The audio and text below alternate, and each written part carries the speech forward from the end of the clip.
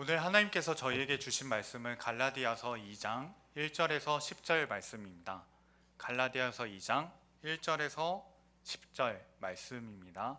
신약 성경 302페이지에 있습니다.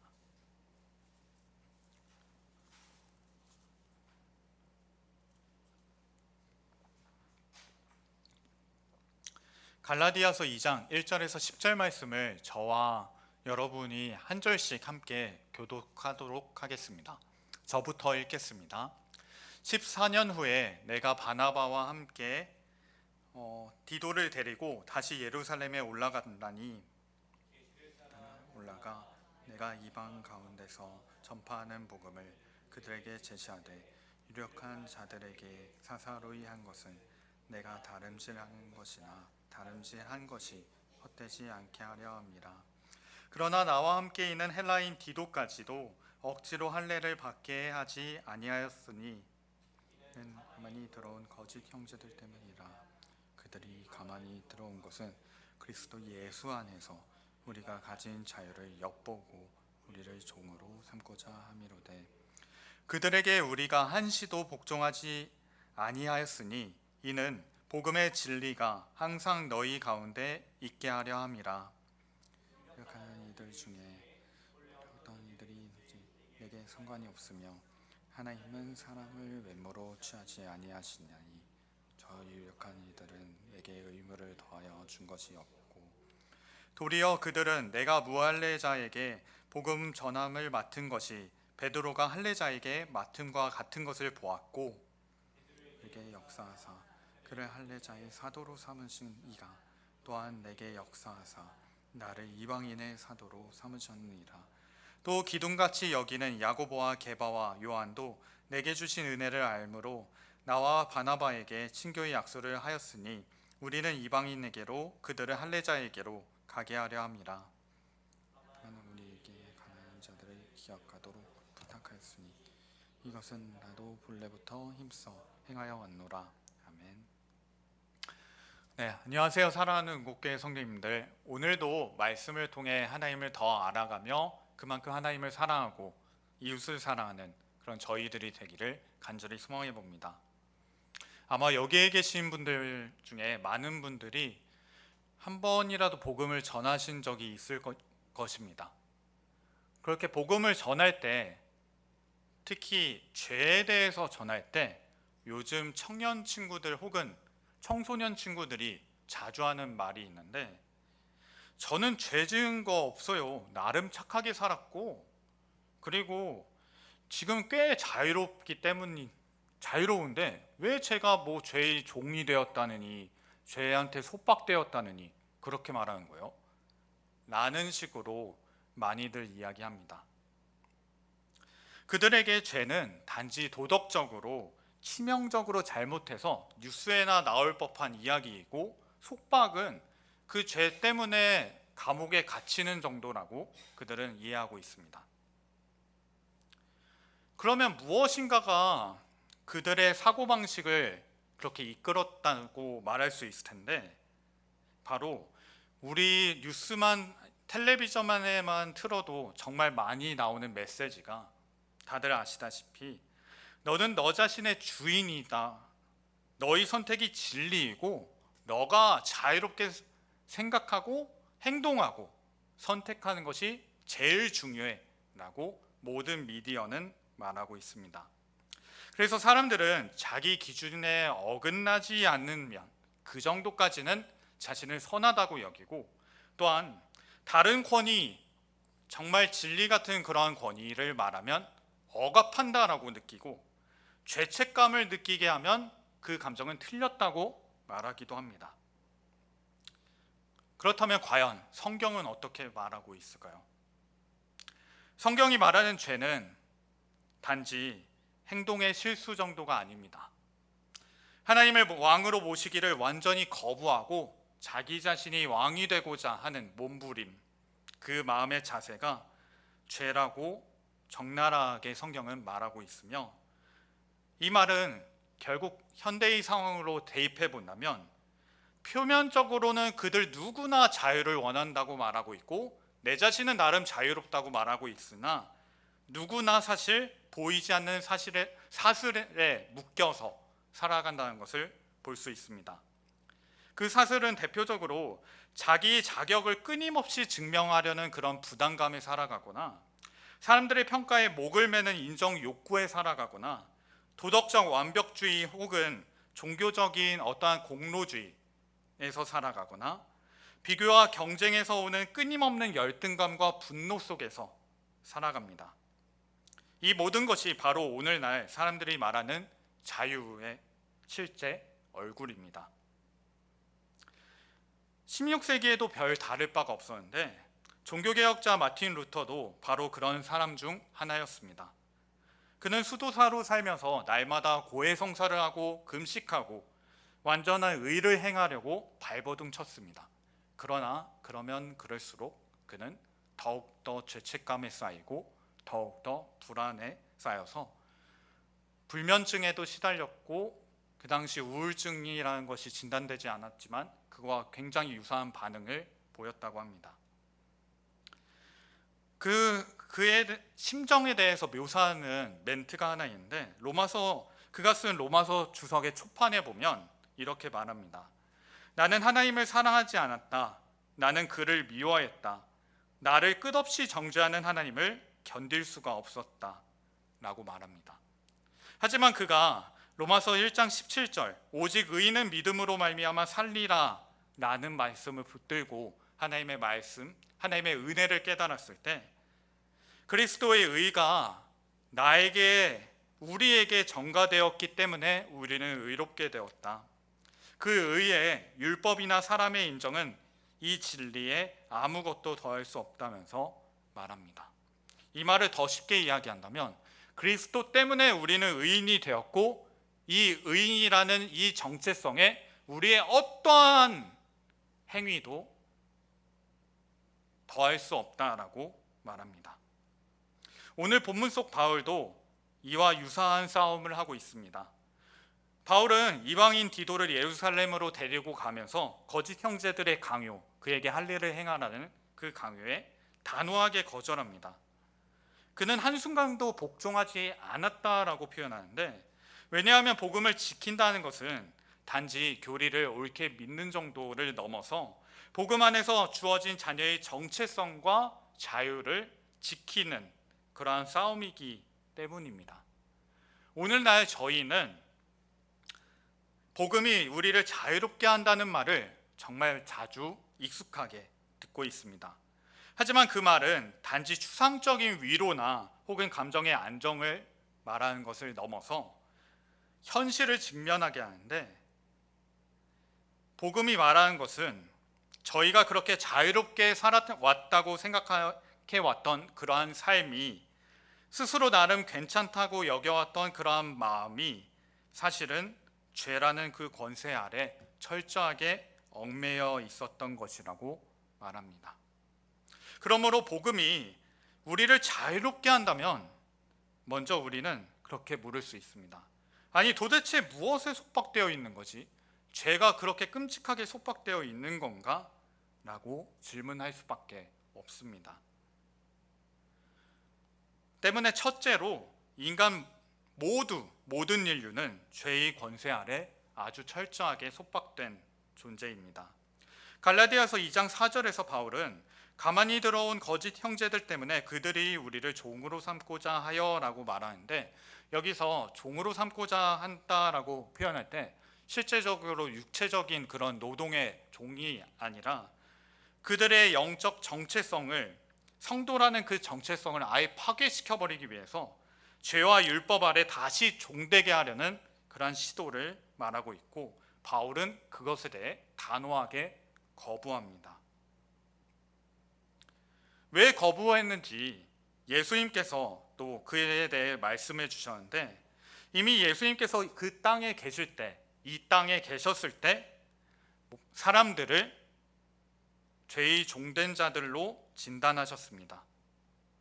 그것은 단지 그들이 도덕적으로 무언가 잘못했다는 것이 아니라 하나님의 다스림을 거부한 인간 존재 자체가 이미 죄의 권세 아래 묶여있기 때문이라고 말하면서 그 유명한 말씀이 등장합니다.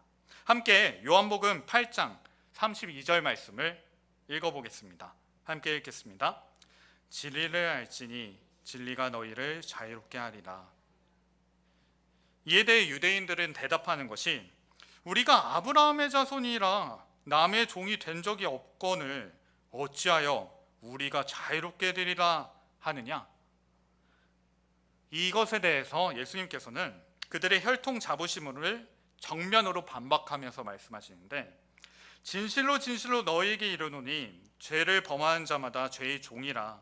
종은 영원히 집에 거하지 못하되 아들은 영원히 거하나니 그러므로 아들이 너희를 자유롭게 하면 너희가 참으로 자유로우리라.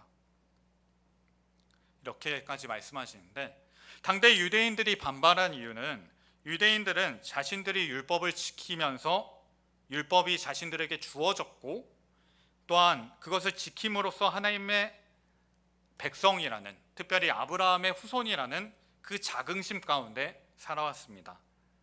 때문에 죄의 종이라는 것은 그들에겐 결코 말도 안 되는 이야기였습니다. 그러나 예수님께서는 그들이 율법을 가졌음에도 율법의 정신과는 전혀 먼, 율법을 행한 척만 하는 그들의 마음, 결국 하나님을 사랑하지 않고 오로지 자기 자신을 위하여 살며 복음의 말씀을 거부하는 그 상태에 대해 죄의 권세 아래 종된 상태라고, 혹은 사탄의 마귀의 새끼라고 표현하고 있습니다. 이방 유대인들이 그러했다면 유대인들이 아닌 이방인들은 성경은 어떻게 묘사하고 있을까요?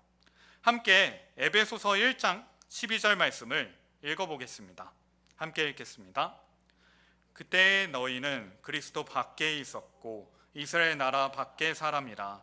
약속의 언약들에 대해서는 외인이요 세상에서 소망이 없고 하나님도 없는 자이더니. 여기에 말씀에서 보시다시피 이방인들은 율법도 없었고 육체로는 이방인이고 그리스도 밖에 있었고 하나님의 백성 공동체 밖에 있었고 언약에 속하지도 않았고 소망이 없었고 하나님이 없는 자라고 말하고 있습니다. 결국 유대인과 그 이방인 모두 죄라는 동일한 그 끔찍한 권세 아래 있었으며 그 누구도 자유롭지 않았습니다. 이 이야기가 2000년 전의 이야기라면 2000년을 뛰어넘은 현재 저희들은 어떠할까요?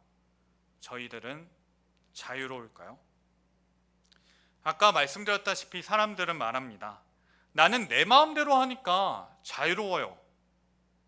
그러나 실제로는 그 선택과 행동에 있어서 사람의 시선과 도덕적인 기준과 실패에 대한 불안과 성취에 대한 욕망과 자아에 대한 집착이 그것에 대해서 철저하게 묶여서 살아가고 있습니다. 꽤나 자유로워 보이지만 결국 내가 무너지면 끝이다라는 강박 아래 끊임없이 스스로를 증명하고 정당화하려는 그 삶 속에 살아가고 있습니다. 그것은 자유가 아니라 속박일 것입니다. 그리고 그런 비종교인들, 비크리스찬들이 그러하다면 심지어 기독교인들조차도 교회 안에서의 어떠한 행위들, 내 열심이나 내 공로나 내 직분이나 그것에 매여서 하나님과의 관계가 더 이상 기쁨보다는 무거운 거래 관계가 되어버릴 때도 많습니다. 이렇게 죄의 본질은 내가 하나님 대신 주인 되려는 것으로 그 결과 우리는 실제로 종이 된, 죄의 종이 된 그 삶을 살아가고 있습니다. 이것을 인정할 때 새로운 출발이 시작됩니다. 우리는 자유하다고 느낄 수 있지만 아까 예수님께서 말씀하셨듯 죄를 범하는 자마다 죄의 종이라고 하셨듯이 이 말씀 앞에 설 때 저희 모두는 결코 자유롭지 못합니다. 오히려 그만큼 해방이 절실하게 필요한 존재라는 것을 알게 합니다.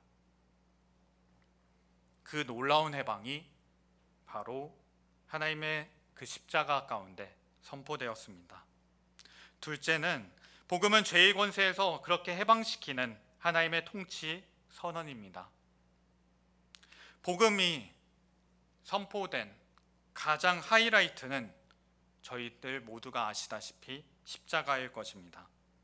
복음서와 사도행전은 복음이 기쁜 소식이라고 말하는 것과 동시에 여러 가지 장면들을 묘사하는데, 그 중에 하나 꽤나 흥미로운 장면이 그 십자가 현장에 모든 인류의 죄와 악이 하나님의 아들을 제거하려 모여든 사건이라는 것을 묘사하고 있습니다. 함께 사도행전 4장 27절에서 28절 말씀을 읽어보겠습니다. 함께 읽겠습니다. 과연 헤롯과 본디오 빌라도는 이방인과 이스라엘 백성과 합세하여 하나님께서 기름 부으신 거룩한 종 예수를 거슬러 하나님의 권능과 뜻대로 이루려고 예정하신 그것을 행하려고 이 성에 모였나이다 라고 말하고 있는데, 여기서 헤롯과 본디오 빌라도는 권력 계층이라고 말한다면, 아까 유대인과 이방인으로 나눴듯이 지금도 이 성경 구절의 27절에 이방인과 이스라엘 백성이 합세했다는 표현이 나옵니다. 이 말은 결국 이방인, 비유대인들, 그리고 이스라엘 백성, 유대인들이 모든 인류가 합세해서 하나님께서 기름 부으신 거룩한 종, 그 예수를 거스르기 위해 그를 십자가에 못 박혀 죽게 하기 위해 예루살렘 성에 모였다고 사도행전 4장은 그렇게 말하고 있습니다. 유대 종교 지도자들은 신성모독이라는 거짓 증거로 율법을 들고 그리스도를 죽이려고 하였습니다. 그리고 죽였습니다. 로마 총독 빌라도는 그의 무죄를 알고도 군중을 의식해서 넘겼고 이방 정치가 얼마나 타락했는지를 보여줍니다. 군중들은 그를 십자가에 못 박으라 외치면서 대중이 얼마나 무지한지를 나타내며, 군인들은 예수님을 조롱과 채찍질과 찌름으로써 폭력과 그리고 권력의 잔인함을 나타냅니다. 이렇게 이 장면은 단지 정치적인 음모나 종교적 갈등을 넘어서 모든 인류와 모든 죄의 권세가 총동원되어서 그 십자가의 현장에 결집하였고, 그곳에서 하나님의 아들을 죽이기 위해 절정의 장면으로 나타내고 있습니다. 이것이 복음의 배경입니다. 이렇게 볼 수 있듯 복음은 가장 잔인하고 가장 절망적인 그 죄의 현장에서 빛을 발하기 시작하였습니다. 그 십자가에서 저희가 모두 아시다시피 하나님께서 직접 반격하십니다. 예수님께서 죽으신 그 장면을 보면 겉으로는 모든 악의 세력이 승리한 것처럼 보입니다. 하지만 하나님의 아들의 죽음을 통해 죄의 권세를 무너뜨리고 새로운 왕국, 곧 하나님의 나라가 도래했다는 것을 완전하게 보여주는 그 사건이 바로 십자가의 현장입니다. 또한 이것에 대해서 예수님의 죽음을 어떻게 말하고 있는지, 그것이 저희에게 가져다주는 효능이 무엇인지 골로새서 2장 14절에서 15절 말씀이 있는데, 함께 이 말씀을 읽어보겠습니다. 함께 읽겠습니다. 우리를 거스르고 불리게 하는 법조문으로 쓴 증서를 지우시고 제하여 버리사 십자가에 못 박으시고 통치자들과 권세들을 무력화하여 드러내어 구경거리로 삼으시고 십자가로 그들을 이기셨느니라. 아멘. 이렇게 그리스도는 십자가에서 그 모든 정죄와 율법의 요구를 담당하셨고, 그 죽음을 통해 죄의 종들을 하나님의 자녀로 해방시키셨습니다. 이것이 바울이 지키려 한 복음의 진리이고, 때문에 바울은 디도에게 할례를 강요하지 않았는데, 왜냐하면 복음은 더 이상 내가 율법 잘 지켜서 하나님 나라의 백성이 되는 것이 아니라 하나님 나라가 임하였기 때문에 그 십자가로 완전하게 드러났기 때문에 임하는 그런 하나님의 은혜의 통치이기 때문입니다. 바울은 갈라디아서 2장 5절에서 한순간도 그들에게 복종하지 않았다라고 표현한 이유가 복음의 진리가 항상 너희 가운데 있도록 하기 위함이라고 말하는데, 이 말은 하나님 나라의 질서를 말하고 있고, 그 질서 안에 있는 자는 더 이상 절대로 종이 아니라 하나님 나라의 자녀이고 자유인이라는 것을 말하고 있습니다. 때문에 복음은 가장 깊은 그 어둠 속에서 하나님께서 친히 왕으로 나타나신 그 통치 선언이고, 그 선언의 핵심은 너는 더 이상 죄의 종이 아니고, 너는 내 아들이고, 너는 내 딸이고, 너는 내 나라에 속한 백성이고, 너는 내 자유인이라고 말하고 있습니다. 셋째로, 복음을 지킨다는 것은 하나님 나라의 자녀로 살아가는 삶의 방식입니다. 바울과 바나바는 예루살렘 교회로부터 이렇게 인정을 받게 되는데, 특별히 바울이 사도로 인정을 받는 장면이 오늘 갈라디아서 2장 6절에서 9절까지 나타납니다. 사도들은 바울의 복음 선포에 아무것도 더하지 않았다라고 말하는데, 이 말은 바울의 복음과 그 사도들이 말하는 복음이 정확히 같았다고 볼 수 있습니다. 또한 사도들은 바울을 은혜 받은 자로 인정하였고 친교의 약속을 베풀었다고 말하는데, 여기서 친교의 약속은 단순히 잘 지내셨어요, 앞으로 잘 지내봐요 라는 수준을 넘어서 너와 나 우리 모두가 하나님 나라의 동등한 시민이고 하나님 나라의 자녀, 하나님 나라의 그 가족이기 때문에 그 언약적 관계를 맺는 그러한 상징적 행위라고도 볼 수 있습니다. 때문에 이 장면은 하나님 나라 백성 공동체가 어떻게 구성되고 어떤 방식으로 서로 정체성을 확인하는지, 너와 내가 같은 복음을 믿고 있구나, 때문에 우리는 하나님 나라의 백성이구나 라는 것을 알 수 있게 합니다. 이것에 대해서도 더욱더 분명히 말하는 에베소서 2장 19절 말씀을 읽어보려고 하는데, 함께 이 말씀을 읽겠습니다. 그러므로 이제부터 너희는 외인도 아니요 나그네도 아니요 오직 성도들과 동일한 시민이요 하나님의 권속이라. 여기서 하나님의 권속이라는 표현은 하나님의 가족이라는 표현과 똑같습니다. 이 말을 결국 본다면 유대인과 이방인이 그리스도 안에서 이제 한 세 사람이 되었고, 이제는 더 이상 서로 떨어진 존재, 서로 증오하는 존재가 아니라 동등한 하나님 나라 시민이 되었다고 말합니다. 때문에 하나님 나라 백성의 정체성은 그들의 율법이나 민족이나 문화나 인간의 조건에 대해서 형성되는 것이 아니라 오직 복음에 대한 믿음으로 말미암아 이루어진다고 말하며, 그 정체성은 개인이 아닌 공동체 안에서 함께 확인할 수 있고 함께 그러한 언약적인 관계를 통해 실현된다는 것을 보여줍니다. 때문에 복음을 지킨다는 것은 개인이 신앙생활을 잘한다는 것이 아니라 공동체 안에서 새로운 정체성을 살아내고 확인하는 그런 하나님 나라 백성의 삶이라고 볼 수 있습니다. 그럼 그 공동체 안에서 어떠한 마음으로 그 백성의 삶을 살아갈지에 대해서 살펴볼 텐데, 특별히 그 하나님 나라의 백성은, 그 하나님 나라 백성이 추구하는 그 참된 자유는 자발적인 기쁨의 순종으로 나타납니다. 바울은 예루살렘 사도들로부터 받은 유일한 요청이 하나 있는데, 10절에 다만 우리에게 가난한 자들을 기억하도록 부탁하였으니 이것은 나도 본래부터 힘써 행하여 왔노라 라고 말합니다.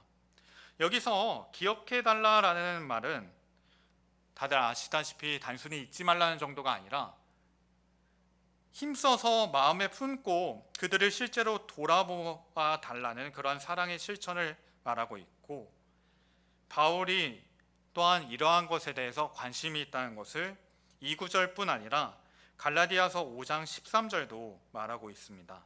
제가 갈라디아서 5장 13절을 읽어보겠습니다.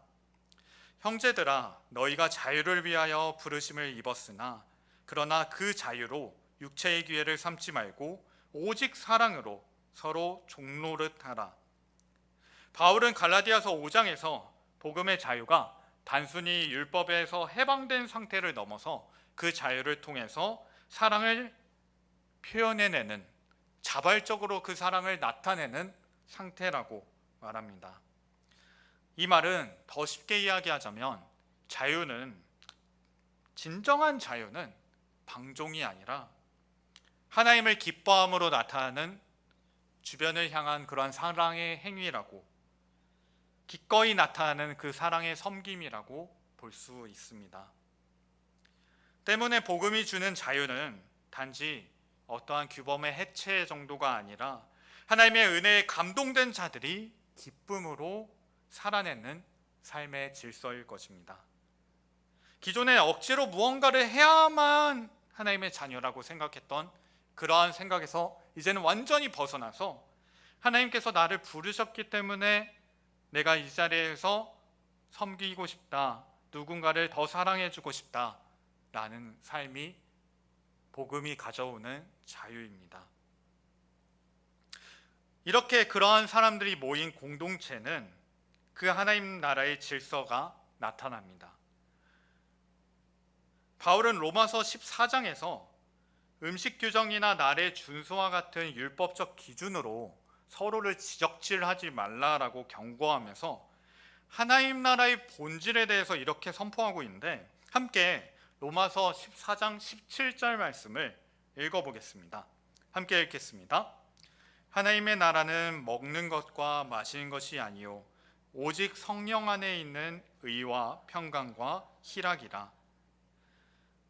여기서 이 말은 단순히 의롭게 살고 평화롭게 살고 기쁨이 있으면 좋다 정도가 아니라 복음으로 말미암아 형성된 그 하나님 나라 공동체의 본질적인 질서는 이 세 가지 원리로 운영된다는 것을 나타내는데, 먼저 의는 하나님 앞에서 모두가 그 은혜로 의롭다고 칭함받은 자들이 서로를 지적질하는 것이 아니라 서로를 의롭다고 여기면서 살아가는 그런 관계를 표현합니다. 때문에 이제는 비판과 정죄 대신에 서로 긍휼과 인정이 흐르는 공동체로 바뀌었습니다.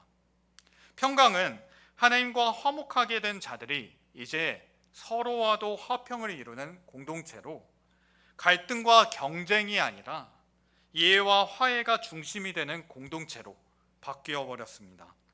희락은 성령 안에서 누리는 그러한 존재론적인 기쁨, 내가 하나님의 자녀구나, 내가 하나님의 백성이구나 라는 그 기쁨으로, 때문에 오늘 일이 좀 잘 풀리지 않아서 슬퍼하거나 일이 좀 잘 풀려서 기뻐하거나 하는 상황이나 조건에 얽매여 있는 것이 아니라 이미 내가 하나님 나라에 속해 있다는 그 정체성에서 나오는 기쁨이 희락입니다.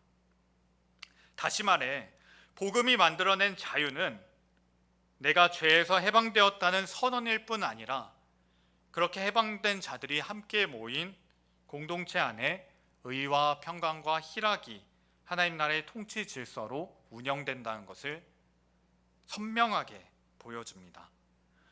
때문에 복음을 지킨다는 것은 단지 율법주의, 내가 뭐뭐 해야지를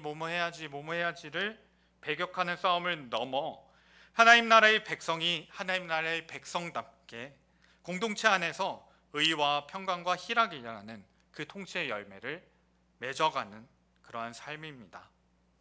이것이 지금 여기 교회뿐 아니라 세상에서도 저희가 있는 어느 장소에서도 나타내는 것이, 그것이 하나님 나라이고 그 하나님 나라가 가져오는 자유입니다. 우리는 복음을 통해 해방되었습니다. 또한 해방된 자들은 하나님 나라의 백성으로 불림을 받게 되었고, 하나님 나라의 백성은 의와 평강과 기쁨으로 살아가는 공동체의 삶을 통해 복음을 지켜내고 있습니다. 이렇게 복음이 주는 자유는 단순한 해방을 넘어 더 이상 이제 자기가 주인이 되는 것이 아니라, 그러한 삶의 방식으로 살아가는 것이 아니라 본래의 주인인 하나님께 그 주인을 자리를 내려놓고 하나님 안에서 자녀로 살아가는 새로운 정체성과 질서입니다.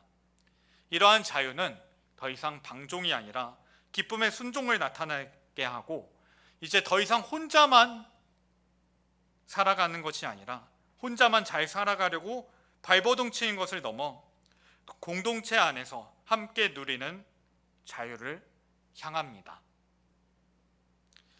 오늘 저희는 이렇게 갈라디아서 2장을 통해 복음은 단순한 정보, 종교적인, 기독교적인 그러한 정보가 아니라 우리를 죄의 권세에서 해방시키는 하나님의 능력이라는 것을 보았습니다.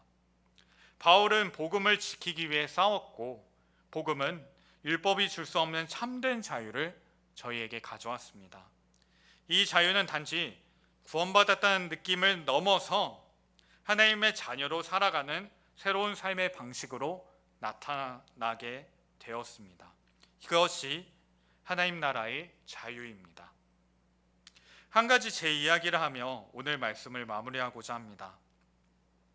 교회에 다닌 지 얼마 안 된 시절 그때 성경 암송대회가 있어서 마태복음 5장에서 7장까지 그러니까 산상순 그 말씀을 암송하게 되었고 그러한 가운데 단 한 구절이라도 단 하루라도 지켜봐야 되겠다라고 생각하면서 다짐하며 한번 실천해 보려고 했던 적이 있었습니다. 그런데 일주일도 지나지 않아서 완전히 무너지게 되었는데 말씀 한 구절도 온전히 지키지 못한다는 것을 아무리 애써도 제 안에 선한 것이 단 하나도 없다는 것을 알게 되었습니다. 그제서야 깨닫게 되었습니다. 정말 나는 죄에 철저하게 그리고 처절하게 속박되어 있었구나. 하나님 앞에 너무도 어울리지 않는 존재구나 라고 생각하였습니다. 그때 복음이 전혀 다르게 들리기 시작하였습니다. 이전에는 좀 믿을만 해서 좀 내가 그래도 다른 사람보다는 지혜롭고 의로운 것 같아서 믿게 되었다고 착각하였다면 이제는 전혀 다르게 제 자격 때문에 하나님께서 부르신 것이 아니라 하나님께서 저희를 사랑하기로 선택하셨고 마음먹으셨기 때문에 내가 이 자리에 있을 수 있구나라고 생각하게 되었습니다.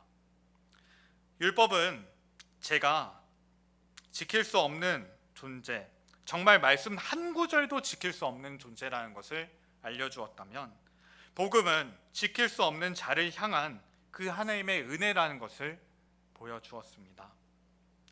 사랑하는 은국교회 성도님들, 저희는 율법을 지킬 수 없기 때문에 자유가 필요합니다. 죄에서 스스로 벗어날 수 없기 때문에 해방이 필요합니다. 그리고 그것을 모두 이루는 그 복음은 저희에게 이렇게 말합니다. 저희가 지킬 수 없어도 하나님께서 저희를 붙든다는 사실을 말합니다. 저희가 좀 순종할 만해서 남보다는 좀 의롭게 될 것 같아서 하나님께서 부르신 것이 아니라 오히려 최악의 조건 중에서 최악의 조건이었을 텐데 그 십자가 현장에 있었다면 누구보다 예수님을 십자가에 못 박아라 외쳤을 저희들이었을 텐데 그럼에도 하나님께서 저희들을 사랑하기로 마음먹으셔서 다짐하셔서 저희들을 붙드신다고 말씀하시며 때문에 저희는 하나님의 자녀이고 하나님의 백성이고 자유합니다. 이제 이 말씀을 마음에 새기며 함께 합심하며 기도하길 원합니다. 우리가 지킬 수 없었던 율법이 아니라 말씀을 지킬 수 없었던 저희를 대신해서 저희를 자유케 하신 그 주님의 복음을 기억하며 이렇게 기도하길 원합니다. 하나님의 자녀로 복음의 자유를 누리며 기쁨과 사랑으로 하나님 나라 백성답게 저희가 살아가게 하나님께서 인도하여 주시옵소서. 정말 주님의 조금이라도 더 닮아가는 내일이 되게 하시고 그렇게 억지로 주님께 머리끄덩이 붙잡혀서 끌려가는 신앙이 아니라 주님과 함께 손잡고 순종하며 기쁨으로 살아가는 그런 저희들이 되게 하소서라고 함께 기도하겠습니다. 감사합니다. 그렇습니다. 하나님, 정말 하나님의 은혜로 말미암아 저희가 이렇게 하나님의 자녀로 살아갈 수 있게 되었습니다. 하나님께서 이끄셨기 때문에 이렇게 하나님을 볼 수 있게 되었고, 하나님께서 알게 해주셨기 때문에 하나님을 조금이나마 더 하루하루 더 알아갈 수 있게 하였습니다. 또한 이웃을 향한 사랑은 정말 단 하나도 없는, 결국 다 자신을 위한 그런 이기적인 것으로부터 출발하는 너무도 타락하고 너무도 부패한 저희들임에도 불구하고 하나님께서 먼저 저희를 사랑하셨기 때문에 또한 그 사랑을